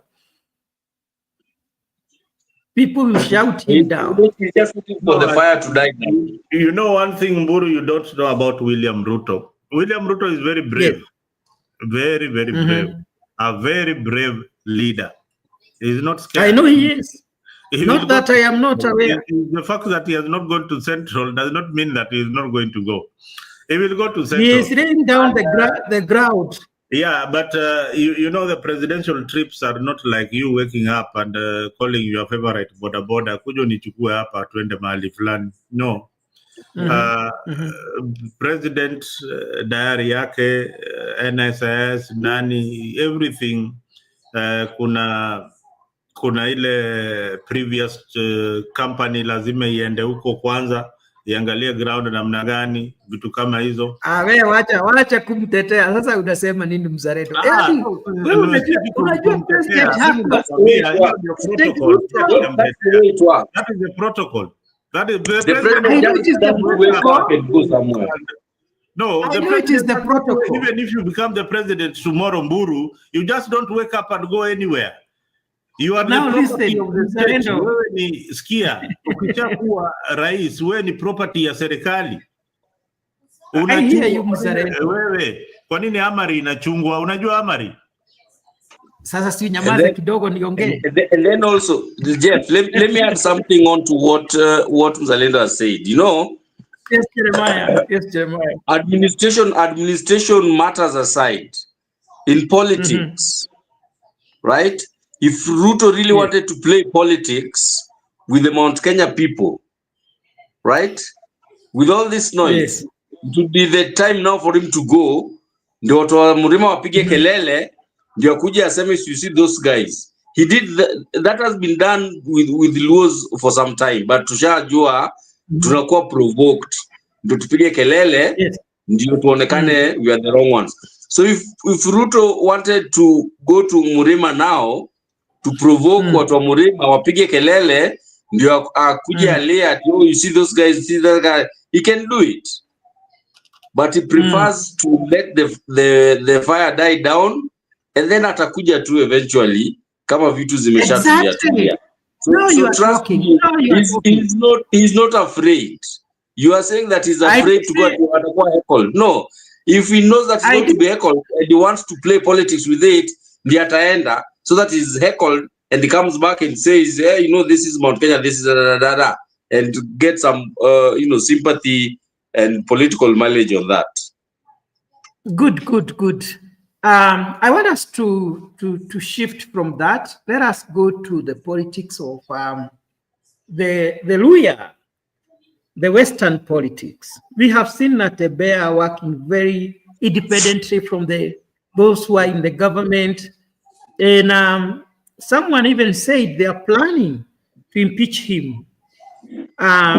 He has been talking about the unity of the Luya community. Is it possible, Mzalendo, for this community to come together, to work together, being the second largest community in Kenya, and form the government next year, or produce a president? Who knows? Mzalendo. You see why there is a lot of bitterness on Natembeya. Natembeya is trying to do what most leaders in Luya land have been unable to do. Only one person managed to do it, and that was Kijana Wamalwa. Yes. Kijana Wamalwa. So after Kijana Wamalwa, the Luya people have not had a leader to follow. The Luya people have had two noticeable leaders. One was called Was it Masinde Muliro? Yes, the Ford Kenya days. Yeah, Masinde Muliro. And Kijana Wamalwa. Kijana Wamalwa is the only Luya who has risen with popularity and become a vice president. And were it not for his death, Kijana Wamalwa was poised to be the next president after Mwai Kibaki. So they have been looking for a leader like that one for a very long time. But the likes of Watangula, the likes of Mudavadi, and many other leaders, the like of this other senator, this bullfighting guy, what is his name? I forgot it. Alwali. Yeah, they've been getting leaders who are very vocal, but they don't have that unifying factor, or they don't fight to unify the Luya community. They fight for their own base. Like Wetangula is concentrated in the Luya Bukusu vote. Yeah. So that is the difference. Kakamega, this other guy, Mudavadi is concentrated in Kakamega, which again Raila Odinga beats him in each and every election that is held. Even the other time when he was on the other side, Raila managed to get a good chunk of Western votes. So including governor and senator. Even including governor and senator. So and Mudavadi's MP. And Mudavadi's MP in his own backyard. So these are the useless currencies in Ruto's government. Mudavadi is a useless currency in Ruto's government that will not help him politically. You know, it's like bringing the $80 in Kenya and saying that kuna pesa ingine ya value kubwa sana. Yeah. Na ni inchi ambayo ilisambaratika kitambo. So Mudavadi constituency is not there.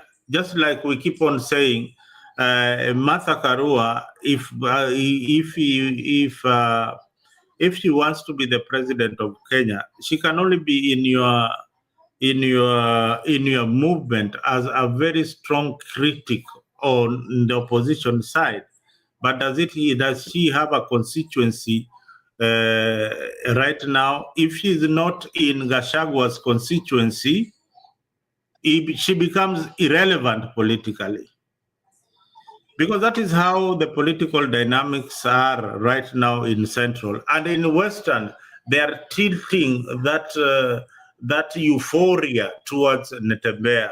He's talking about Sisi Waluya tutaitwa mawatchman mpaka lini. Yeah, he's saying... But Muzarendo, just a minute, Muzarendo. You see how selective you are when it comes to analyzing politics. When you are talking of Gashagua's call to unite Mount Kenya, you perceive him as very tribal. Then you say, you have said it time and again. And Mnatebea right now, he is doing the same, and you are saying you admire him.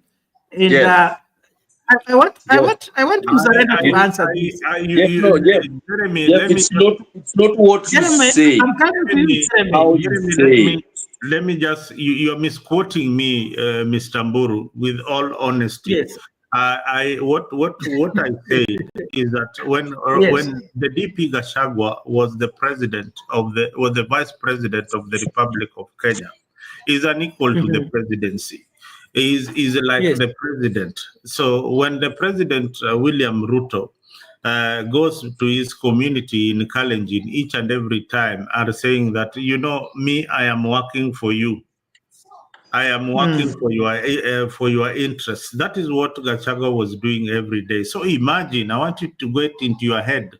Imagine the president of the Republic of Kenya, who is Jeffrey Mburu, going back to his constituency every day and telling them, you know, hey, Mimi, you know, you brought me here as the president. I will work for you. I will work for you. Hata wengine wakisema nini, your interest comes first. That Exactly. office bears responsibility, and the responsibility is well articulated. You are voted by over 8 million Kenyans, not even 8, over 17 million Kenyans. Even those in the opposition, those who opposed you then, you now represent them once you have been sworn into office. It is not the time to politics. And that one, I agree with Ruto absolutely. Ruto might be wrong in almost everything that he's doing, but in that one, I agreed with him that Juan Gachagua was not representing the office of the vice president properly. And All right. and Jeff, the difference Yes. between Natembea's call and Gashagua's call is that Gashagua's call was, we unite, so we go and grab what is rightfully ours. Right? When did he say That's what he that? was saying. That is in essence what he meant by bringing Murima. Is Kenya belongs to us, watu wa Murima.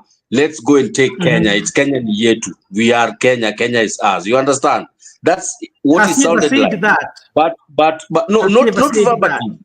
Not verbatim. He doesn't have to say it verbatim like I'm saying it. But is in inference. You understand? And he was coming out like that. Hence, what Mzalendo is saying, that he's not representing the face of Kenya. He's representing the Murima people to go and grab Kenya because Kenya is theirs, or whatever the case may be. That's far from what Natembea is saying. Natembea is saying we also need to be in the leadership position of this country, but we can't because we are always divided. We need to stay together so that we can also go and get into leadership position. Those are very different. Get into leadership position. We will come back to that. I have two questions for you, Jeremiah. One is it possible for the Luya community to work together? We have seen Weta and Musalia working together, and right now they are criticizing Natembea. That means in 2027, the two will be together, Natembea will be alone. There is that possibility. And Baraza is going to be with Natembea. And then the other question I want you to tackle is the aspect of impeachment, because the government is very, very uncomfortable with Natembea and what he's doing, mobilizing people. They know that will weaken the government. And somebody said they are planning to impeach him. Do you think they are going to succeed in that? And what can you, or how can you advise the governor on that? One, I'll take the second question first. All the government needs to do, Natembea is responsible for a county government.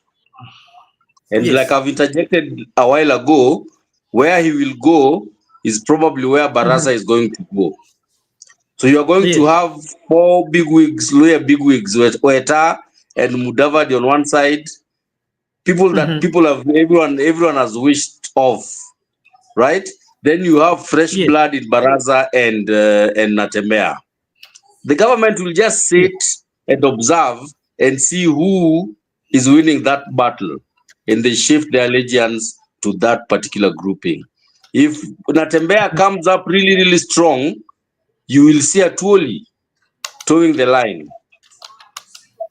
You will see other, loyal leaders towing the line because he is outweighing Weta and Mudavadi. If at all, in the very, very unlikely scenario that Weta and Mudavadi become stronger than him, then the government will keep those put. So I don't see the impeachment, card coming into play. It's a long game. The government is best sitting back and letting them clean their house, and then whoever comes out the winner, the government absorbs them one way or another. I think if somebody was to ask me to advise, that's what I would do. I would not enter the fray in favor of one or not to favor one. I will let them fight it out on their own. Then whoever comes out the winner is the one. Then I'll go back to him and say, hey boss, hey, hebu kuja sasa tuone kazi itafanywa aje. Wewe uko sawa, let's go. And they will go like that. By Mnatembea being so popular, it does not in any way make the national government uncomfortable. Not by a long shot. Do you see the possibility of Natembea working with President Ruto? Like I said, it depends if he wins the Western battle. Yes. I don't think he would want to stay out of government. Do you know? Especially knowing that if he doesn't work with Ruto, he is probably going to be in opposition with Kalonzo. Then what piece of the kill is Kalonzo giving him? Will be a very good question for him to ask before he even decides. Muzarendo want to say something. Muzarendo, are these guys going to impeach Natembea? You see, no, they can't succeed in impeaching Natembea. One, you remember Natembea is I think is the top three. One of the top governors who are working so well for the people. So, what reason would they be having to impeach one Natembea? Unless it is really gross misconduct, and I doubt whether they will succeed. They will just cook allegations. Yeah, they can. You know, this is what they have the numbers.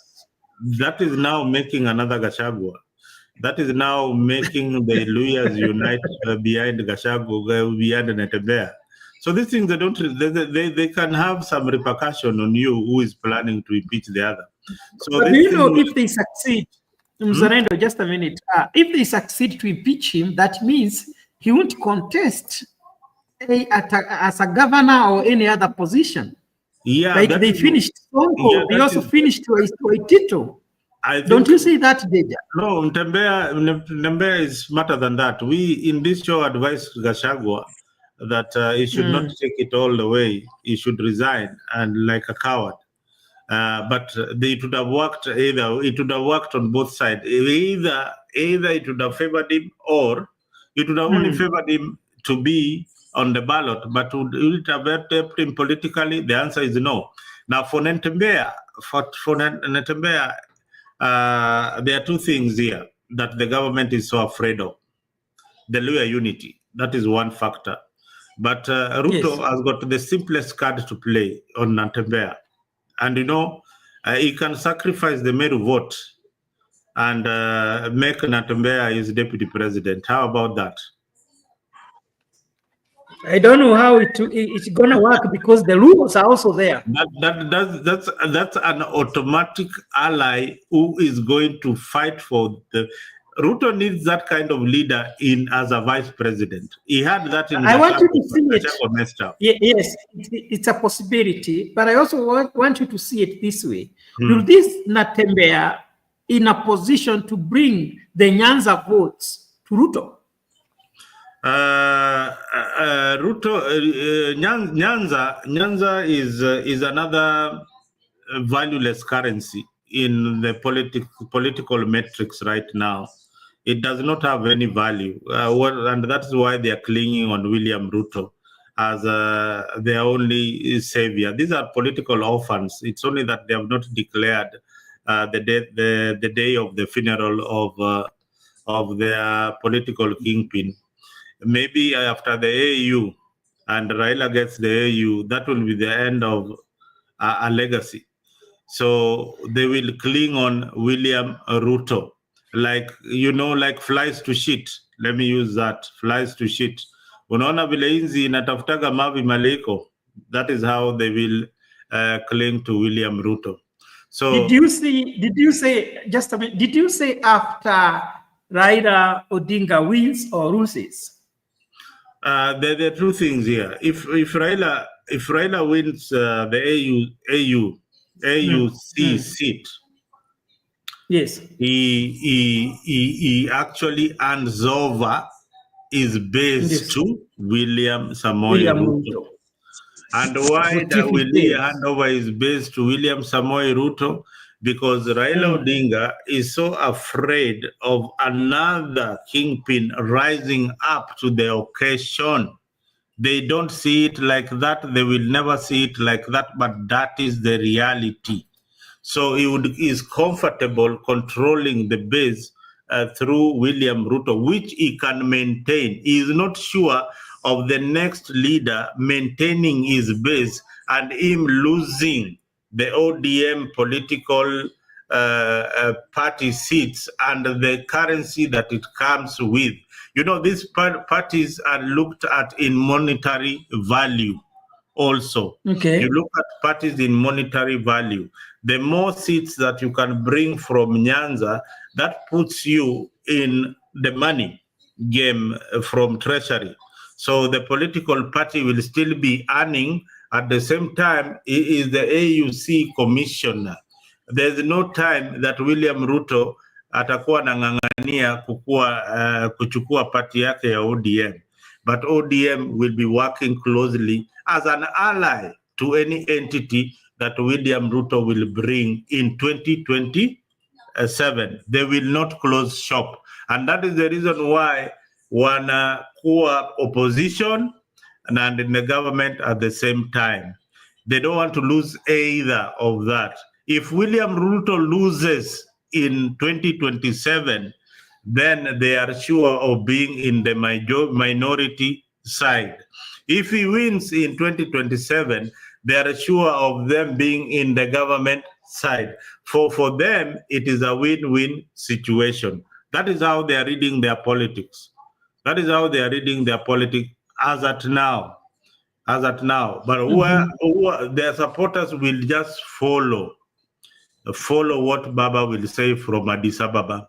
If Baba comes back and Ruto wants to win the presidency, he will allow Raila Odinga to win. That enables him to rig the elections comfortably and win the presidency. It is simple. Yeah, in our Kenya. viewers, those are the sentiments, those are the views of Mzalendo, that Raila Odinga will support William Ruto whether he wins or not the AU seat. Let us hear what Jeremiah has to say on the same topic. We are almost winding up. Remember to subscribe to Africa 24. You can put down your comment on the comment section. If you want to join, though we don't have time, you can do it on the link on the comment section. Africa 24, we allow people speak what they have in mind without fear or favor. Jeremiah, you have heard what Mzalendo had to say. What is your view on that?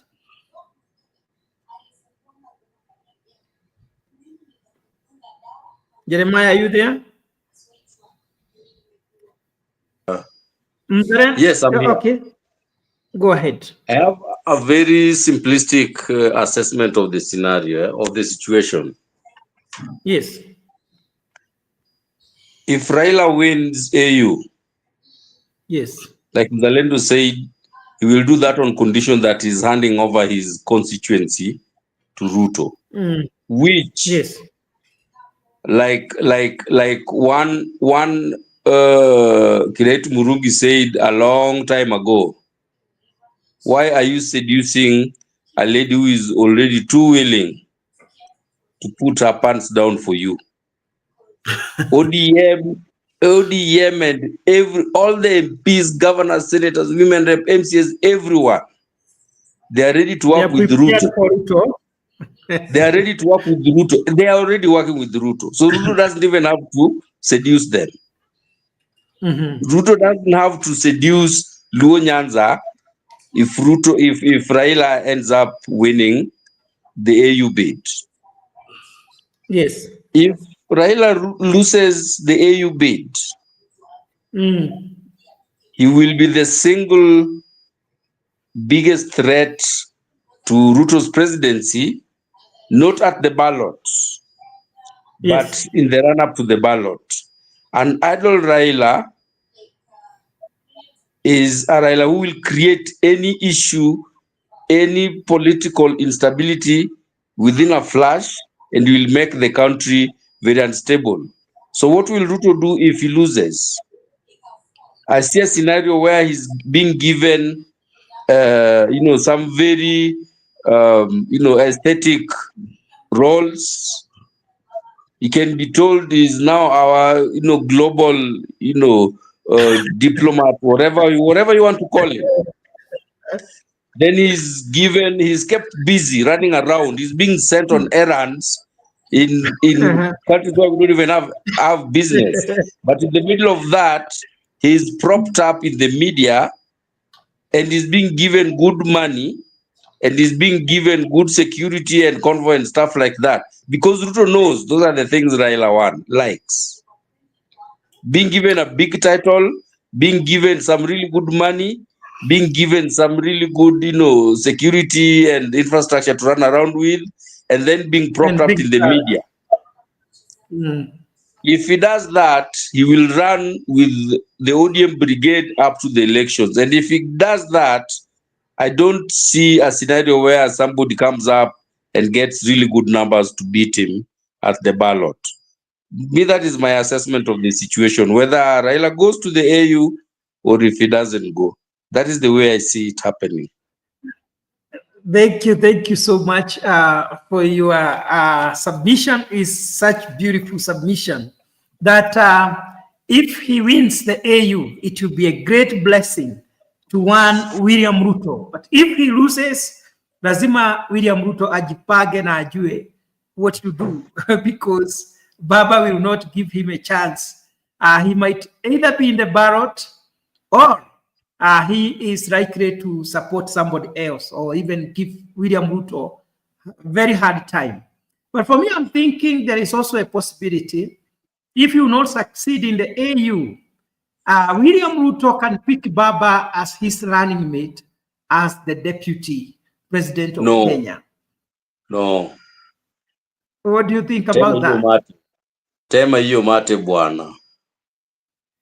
Because I think there are only two choices. Either he is the deputy president or the president.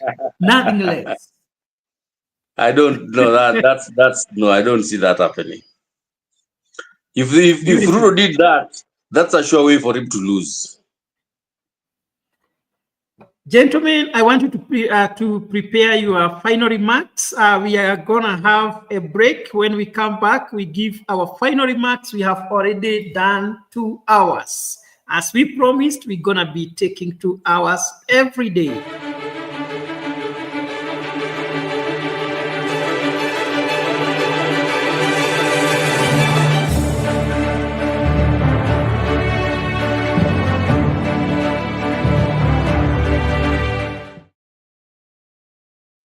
Beautiful. Mzalendo, I'll start with you. Give us your final remarks.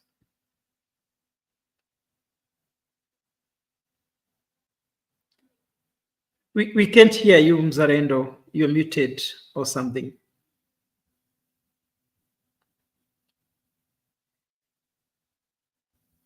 Jeremy, can you hear Mzalendo?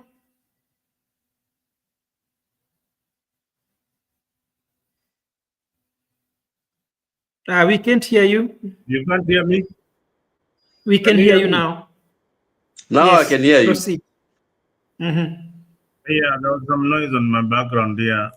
I was trying to shut the windows. Mburu, this is what I have to say about what has happened today. For me, for one thing, I say hallelujah, amen to those who had our call yesterday for these boys to be released. Now they have been released, and we are happy that the president listened to the cries of many Kenyans out here who are saying that it's time for them to go back to their families. So much has happened, but that is not enough. Those people who abducted these young people, they must be arrested, because we are told that it is not the government that has been abducting them. So let the let Ruto's government present those who have been abducting these kids so that they can face justice. I think that would be in order. That would help so many families ill, and also us to know who are these people amongst us who are just abducting and killing us. Yet we have an IG and we have the president of the Republic of Kenya. So for me, I'm happy that Kibet has been released and those other boys have united with their families. So that is a good thing to wake up and see the tears of joy. Although there's a lot of pain and a lot of atrocities that has happened during their captivities, it will never be the same again. These boys will not sleep normally like you and me. They have to go through a lot of counseling, a lot of therapy, so that they can just become normal once again. Will things be the same in their life again? Some of them might not even be able to give birth to children again, because nasikia wamefinywa sana sana sana. Some people are happy about it. For me, it is sad if you are happy about young people who are only having an handkerchief, a flag, and drawing cartoons on the internet to depict their emotion and anger as a way of protest. Just the same way we are talking here. It doesn't warrant you to come and put a gun on my head or to kill me. You just tell me, hey boss, bana, you tone it down, or let's meet in court. Again, we are protected by the Constitution and the law. So we yearn for a country where the law is followed by the presidency, the police, which is an independent authority, should also exercise restraints when they are handling these young people. Sometimes you are born with a brain and are cautious that is you need to weigh is what I'm about to do, is it the right thing I'm doing, and should this thing happen to my own child, will I be able to will I be comfortable with it? So there was also another call of us being told to guide our children, to parents, to guide them. Let me just tell those who are saying that the law is very, very clear. An 18-year-old is an adult. If they decide to break the law, they will be judged by the law. So you need to know that. You need to know that. Where I live, 18 years old are people who are responsible. There are people who are now looking to get married, maybe in their 21st birthday or 22nd birthday, they'll be getting married. So these are adults. So we cannot parent adults. People who are over 18 are adults. You cannot continue parenting adults. The people you can parent are the young ones. So Kiswahili nasema nini umkunje angali mbichi, samaki umkunje angali mbichi, ama ni ufinyange. No, ni nyingi. Moja inasema udongo uvinyange ugali bichi.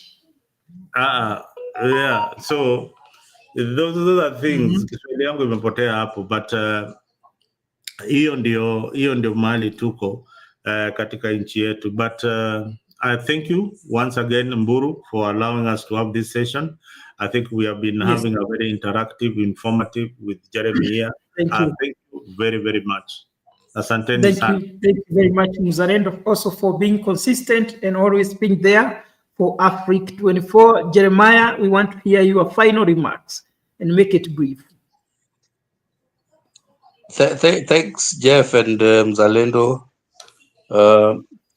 My remarks is, I think Kenya is heading in the wrong direction and very fast.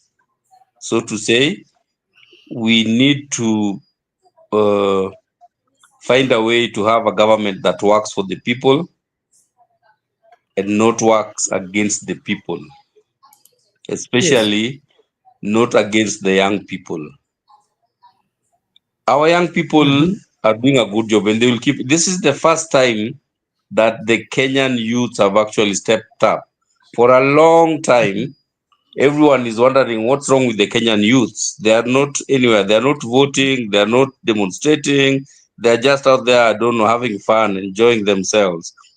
But the moment now, this time they've stepped up. You see the type of problems they're causing for a non-functional government.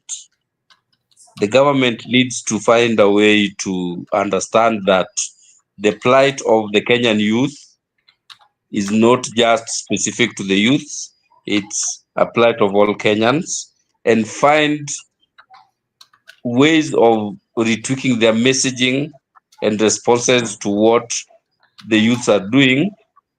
And like I said, I think yesterday, the best way for the government to stop all these, keleles is to deliver. When you are delivering services, no one will go to the street demanding, jobs and good health, and roads and things like that. Deliver what you promised, and everyone will go quiet and go about their business and make money, and you can tax them, and the government also gets its revenues up through that. If we can get a government that works for the people, everything, all this noise will stop, and everything will change for the better. Let's keep pushing. Let's keep talking. Yes. I know they are listening, and that's why they even let those boys go scot-free, because they are listening. They are just arrogant. Let's keep pushing. Thank you so much, Jeremiah Omondi, for your submission, for your final remarks. We really appreciate you have been together with us for a very long time. May God bless you, and this year may it be very beautiful for you. And I want to read the comments from the comment section. Those who have been together with us, we really appreciate. May also God do you good and bless you this new year. And I will start with Getonga, who said, Bull is also released. There is also another gentleman there who was released today, which is a good thing. He also said, hi, Jeff Boro and Team Genzote. We have been nicknamed Mzalendo. We have been given another name, Genzote. And we also have Red Rose saying they should be pursued to ICC. There is still cases to answer. Let's push this to stop others who would think to repeat the same. He also said torture and forced disappearances are extremely serious violation of international law, not just Kenya. Whether they have been released, the government still committed crimes against humanity. Peace said, Kube, someone is enjoying Mutembei here. He said, Kube Mutembei ni mkare, something like that. DJ Lay Queen or something like that is saying, okay, that one is not even a comment. We have Asiri to TV. Mzalendo, this one we had already read about it. He is reminding Mzalendo how wealthy they used to be. Mzalendo, wewe ndio utakuwa una sponsor shows huku na wewe ndio utakuwa unatupatia pesa. Na kama pesa ilitoroka ujue kwenye ilienda, we're there. So John Barugu is saying, very truthful people, thank you so much for that compliment that we are truthful people, we speak our mind, and that's a beautiful comment there. Asiri 2 TV is also saying, if Raila loses, the worst might happen. What? No one is thinking. He might join Gachagua. That is the worst scenario. Mweni said Ruto cannot trust Raila for a second, but only when he wants to use him. Thank you so much. Remember, to subscribe to Africa 24. And we really appreciate that every time we come, there are people who always come to listen to us, to comment, to subscribe. And may God bless you so much for that. And that marks the end of our show tonight. Let us meet tomorrow, same time, same place.